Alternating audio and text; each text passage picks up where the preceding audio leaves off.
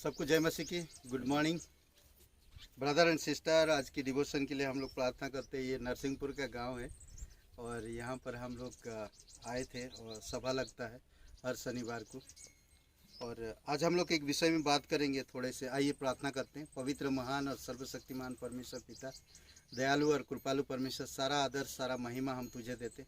प्रत्येक भाई बहन जो ये वीडियो सुनते हैं, देखते हैं, वचन को प्रभु सुनते हैं, आप उनके विश्वास को बढ़ाओ ना, क्योंकि तेरा वचन कहता है कि सुनने से हमारा विश्वास बढ़ता है, सुनना मसीह की वचन से। जब हम हर दिन सुबह उठकर तेरे वचन सुनते हैं या हमारी दिन भर की कामकाज में तेरे वचन को प्राथमिकता देते हैं, तो तू हमें सुरक्षित रखता है। प्रत्येक भाई बहन को अभिषेक करो और दिन को अच्छा रखो पिता। धन्यवाद, यीशु मसीह के नाम से मांगते हैं, आमीन। आज हम जिस विषय में बात करेंगे और वो है हर बात में प्रभु को पहला स्थान देना। हर बात में हम लोग कई बार भूल जाते हैं कि परमेश्वर को पहला स्थान देने के लिए, पर हमें समझना चाहिए।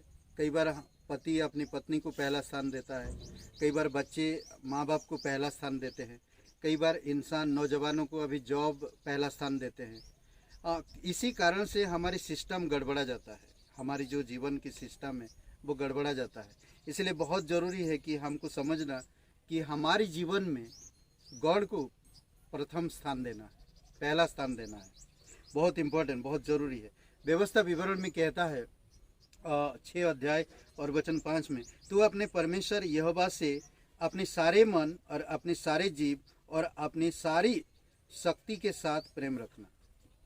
ये इजराइल लोगों को जब मूसा कनान देश में ले जा रहा था और मूसा अब उस देश में नहीं जा सकता है, तब एक री ओपन कर रहा था ये व्यवस्था को कि परमेश्वर को पहला स्थान देना। मन, दिल, समझ, ज्ञान से, बुद्धि से, सब कुछ परमेश्वर को प्रेम करना, सब चीज़ें आ जाएगा। कई बार हम देखते हैं परमेश्वर कितने भी गंदा इंसान क्यों ना हो, कितने भी खून किया हो या कितने भी अपराध किया हो, परमेश्वर प्यार करता है और परमेश्वर उन्हें नया जीवन देता है। अगर आप और मैं आज नया जीवन प्राप्त किए हैं, तो मेरी पत्नी या मेरे बच्चे या मेरे जॉब आज प्राथमिकता नहीं है।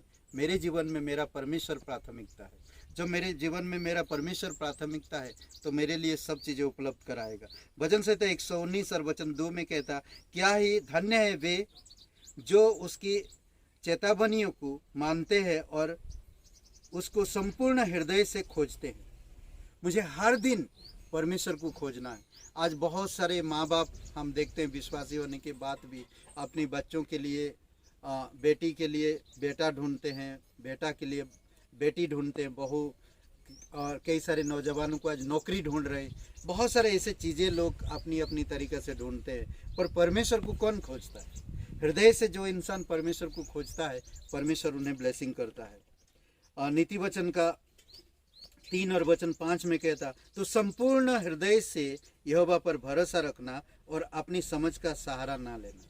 संपूर्ण हृदय से मैं प्राथमिकता दे रहा हूँ, परमेश्वर को खोज रहा हूँ, हृदय से उसी को सहारा लेकर मैं काम कर रहा हूँ। संपूर्ण अपनी समझ की सहारा नहीं ले रहा, संपूर्ण हृदय से उस पर भरोसा कर रहा हूँ। तो ये सब जब हम करते हैं तो परमेश्वर सुनता है। पहले मैं दे रहा हूँ परमेश्वर को खोज रहा हूँ। कहाँ खोज रहा हूँ? वचन में, कलीसिया में ना। परमेश्वर मुझे नया जीवन दिया, तो इसीलिए मैं वचन में, बाइबल में, कलीसिया में परमेश्वर को खोज रहा हूँ।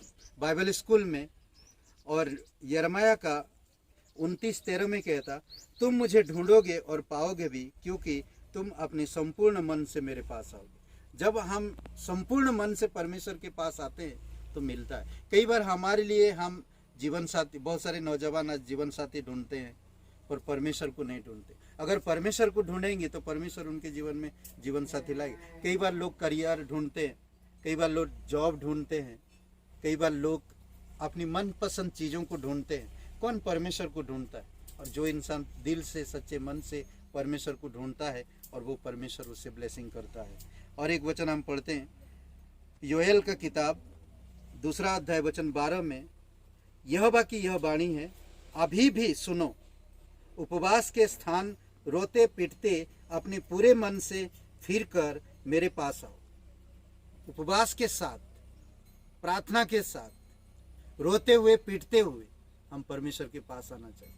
मुझे याद है, मैं कभी आशीष को बाजार ले जा गया था, एक जगह पे, मॉल पे, उसके जन्मदिन में। वो चारों तरफ हर चीज़ देख रहा और वो जिद पे आ जा रहा, पर उसको मैं साइड में ले जाकर फिर बातें किया कि बेटा ये अभी तुम्हारे लिए नहीं है, तुम्हारा अब जन्मदिन है, तुम्हें सिर्फ यही चीज़ चाहिए। कई बार हम लोग भी ऐसा जिद में आना चाहिए परमेश्वर के पास, नहीं परमेश्वर मुझे ये चीज़ चाहिए, तो परमेश्वर हमें सिखाएगा, परमेश्वर हमें बताएगा कि परमेश्वर अब तुम्हें ये चीज़ की ज़रूरत है, तुम्हें अभी ये चीज़ की खोजने की ज़रूरत नहीं। तो इसीलिए बहुत इम्पोर्टेंट, अपने जीवन में परमेश्वर को पहला स्थान दे, संपूर्ण हृदय से उसके पास उसको खोजे, संपूर्ण हृदय से भरोसा रखे, पूर्ण हृदय से भरोसा रखे और उसको ढूंढे, वो तुम्हें मिलेगा। और दूसरी बात कहता कि हम उपवास, प्रार्थना, रोते हुए पीटते हुए सच्चे दिल से हम उसके पास आना चाहिए। कई सारे और भी वचन हैं, मैं शेयर नहीं कर सकता। यूहन्ना का 4:34 में यीशु मसीह के बारे में अगर हम लोग सोचते हैं, 4:34 हम पढ़ते हैं, एक वचन, यूहन्ना 4:34 एक वचन पढ़ते हैं, फिर रखेंगे हम लोग।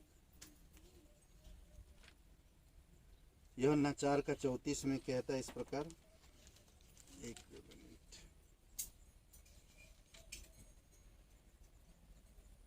कहता है कि यीशु ने उनसे कहा, मेरा भजन यह है कि अपने भेजने वाले की इच्छा पूरी करूं और उसका कार्य पूरा करूं।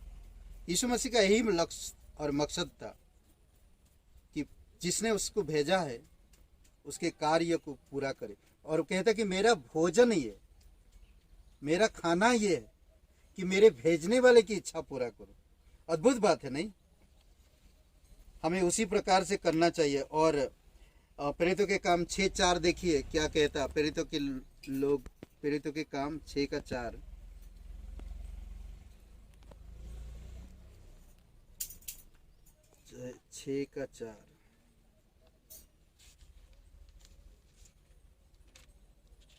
अद्भुत बात कहता है ये।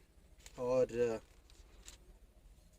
6:4 में कहता है इस प्रकार कि हम तो स्वयं प्रार्थना और वचन की सेवा में लगे रहेंगे। ये लोग कहते कि हम क्या काम कर रहे हैं, खाने पीने में जुटे हुए, हमें वचन और सेवकाई में लगना चाहिए, हमें ये सब चीज़ों में नहीं लगना चाहिए। इसीलिए दोस्तों मेरा यही कहना है, अगर आप परिवार में हो, आप जॉब कर रहे, आप जॉब की तलाश में हो, आप नौजवान हो, आपको तलाश करना चाहिए, आपको खोजना चाहिए परमेश्वर को। परमेश्वर को प्राथमिक रखो आपके जीवन में, परमेश्वर सब चीज़ें पूरा करेगा। आमीन। आइए प्रार्थना करते। दयालु और कृपालु परमेश्वर, धन्यवाद देते हैं, तेरी स्तुति महिमा करते। प्रत्येक भाई बहनों को आप अभिषेक करो, प्रत्येक लोगों को बुद्धि समझ के साथ तेरी आत्मा में अगुवाई करो पिता। धन्यवाद देते हैं, तू सच्चा और जीवित परमेश्वर, यीशु मसीह के नाम से मांगते हैं, आमीन। आप लाइक करिए, कमेंट करिए और शेयर करिए। बहुत बहुत धन्यवाद।